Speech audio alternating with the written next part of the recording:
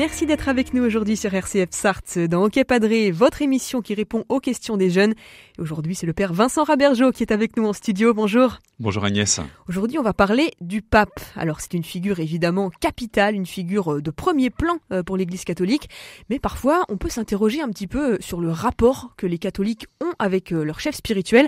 Père Vincent Rabergeau, le pape, est-ce que c'est pas un peu une idole quand même pour les cathos quand on voit parfois certaines images, certains rassemblements, par exemple le pape François au JMJ, 1,5 million de jeunes dans une ambiance de dingue, une ambiance de rockstar. Est-ce que quand même il n'y a pas un petit côté soit un peu mégalo, soit au contraire une fonction qui nous dépasse un peu ? Alors c'est vrai que cette image du pape comme une rockstar, on y est habitué en particulier depuis Jean-Paul II, qui a été peut-être le premier à utiliser à grande échelle les médias, et ça n'a fait d'une certaine manière que s'amplifier.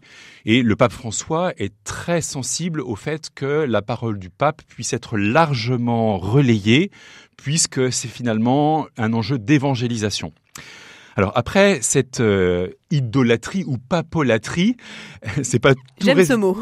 Ce n'est pas tout récemment qu'on en accuse les catholiques. Vous savez par exemple que nos frères protestants, au début de la Réforme, nous appelaient les papistes, pour nous désigner comme finalement peut-être plus proche d'une figure humaine, celle du pape, que du Christ. Il y avait un côté un petit peu polémique dans cette appellation. Alors, qu'est-ce qu'il en est ? Moi, j'aimerais vous donner quelques petits éléments de discernement. Premier élément, c'est le pape est un homme.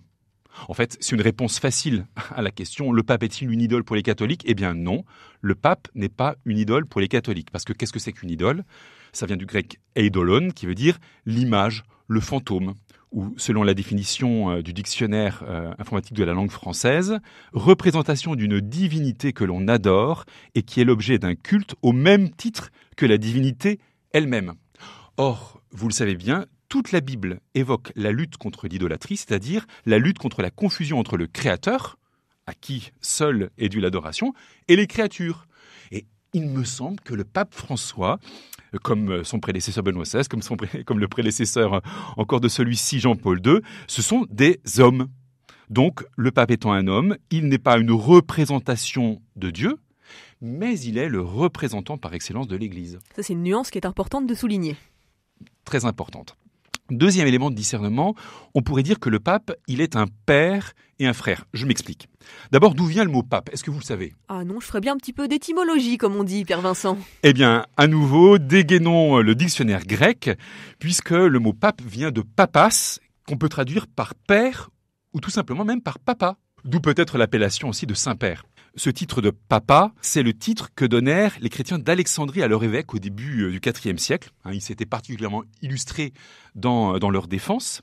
Et ça s'est étendu à tous les évêques à partir du concile de Nicée, en 325, mais pour être de plus en plus réservé au seul évêque de Rome à partir du VIe siècle.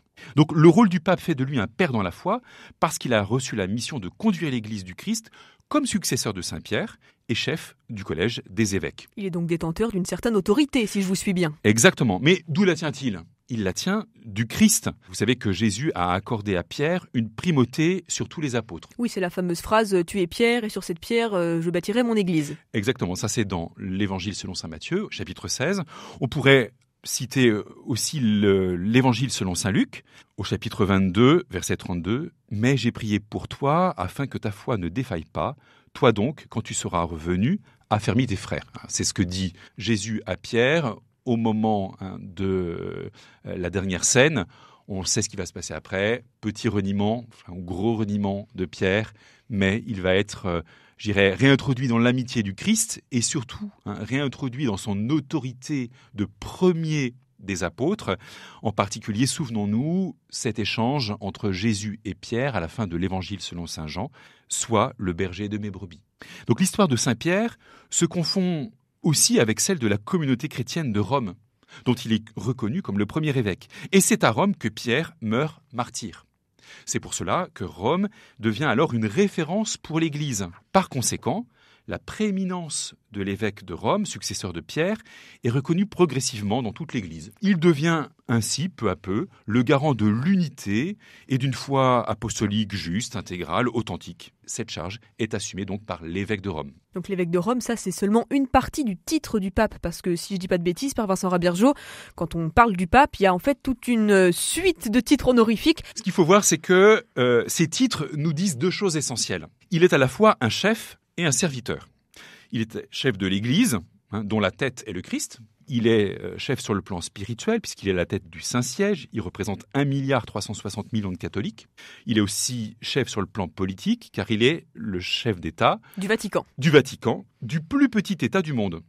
Et en fait, les titres dont maintenant je vais vous parler, ils disent bien cette double fonction de chef, mais aussi de serviteur. Alors, il y a l'évêque de Rome, vicaire du Christ, successeur du prince des apôtres, souverain pontife de l'Église universelle. Alors j'aime bien ce titre-là de pontife parce que c'est celui qui fait des ponts entre Dieu et les hommes, entre l'Église et le monde. Il est également primat d'Italie, archevêque et métropolite de la province de Rome, souverain de l'État de la Cité du Vatican, on en vient d'en parler, mais il est aussi serviteur des serviteurs de Dieu. Alors c'est un titre qui est très ancien, qui est ajouté à la titulature du pape par Paul VI, Saint Paul VI, après le Concile Vatican II, et il fait indirectement référence au message donné par le Christ à Pierre pour le lavement des pieds lors de la dernière scène. Le plus grand parmi vous sera votre serviteur. Voilà, exactement. Quatrième point peut-être pour nous aider à comprendre la mission du pape, c'est de préciser une chose qui va paraître évidente aux auditeurs, c'est que le pape est actuellement François.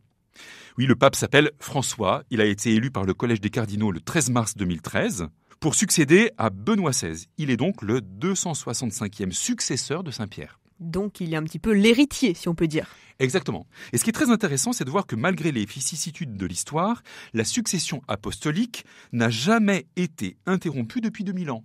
Pour les croyants, l'Esprit Saint n'a jamais manqué d'assister l'Église pour lui donner un pasteur qui l'enseigne, qui célèbre avec elle et pour elle, qui la gouverne et qui la guide. Et comme vous le dites, le pape François s'inscrit dans cette tradition-là. Mais alors aujourd'hui, qu'est-ce qu'il en est ? La fonction papale est assumée par le cardinal Jorge Mario Bergoglio, désolé pour l'accent, voilà, ancien archevêque de Buenos Aires en Argentine jusqu'à son élection comme évêque de Rome. Donc ce que je voudrais dire par là, c'est qu'il faut distinguer la fonction et la personne. Parce que chaque pape a son tempérament, son histoire, sa manière d'incarner la fonction, mais les catholiques croient que l'Esprit Saint inspire les cardinaux quand ils élisent tel ou tel. Donc la personne qui assume la fonction est donc bien le bonhomme à la bonne place. Donc nous avons aujourd'hui la grâce d'avoir comme pape le pape François. Est-ce que ça signifie que tout ce que dit le pape doit être absolument validé par chacun pleinement à 100% ou est-ce que parfois on a le droit de ne pas être d'accord ? Alors en fait, nous comme catholiques, on doit être loyaux vis-à-vis du pape et recevoir son enseignement et ses décisions comme bon pour l'Église. On estime de fait que c'est bien le pape François qui s'exprime et non pas Jorge Mario Bergoglio, que bien ce qu'il dit, normalement, il le dit pour le bien commun. Donc, essayons d'abord de recevoir les paroles et les gestes du pape avec bienveillance. Ceci dit, et c'est le dernier point important, le pape est un ministre de l'Église. C'est-à-dire qu'il ne peut pas dire ou faire n'importe quoi, il est tenu par la foi et les mœurs de l'Église. C'est-à-dire qu'il y a un peu un code de la route à respecter, quoi. Exactement. Si l'Église n'est pas une démocratie, si tout fidèle du Christ a l'obligation d'obéir au pasteur comme maître de la foi, ça c'est le canon 212, paragraphe 1 du Code de droit canonique, il n'en est pas moins vrai que chacun bénéficie dans l'Église d'une égale dignité. Chacun peut faire connaître ses besoins spirituels et ses souhaits, canon 212, paragraphe 2, et peut donner son avis dans le respect du bien commun, canon 212, paragraphe 3.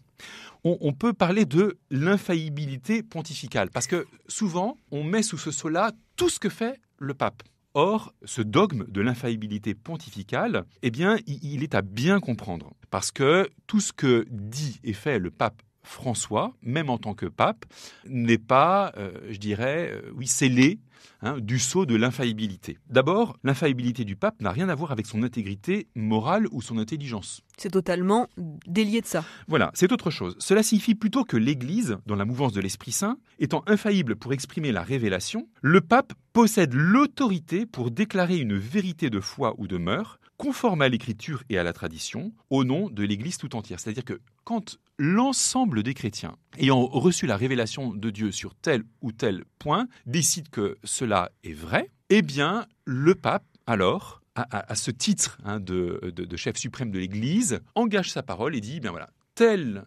chose est déclarée comme une vérité de foi. Je vous donne un exemple.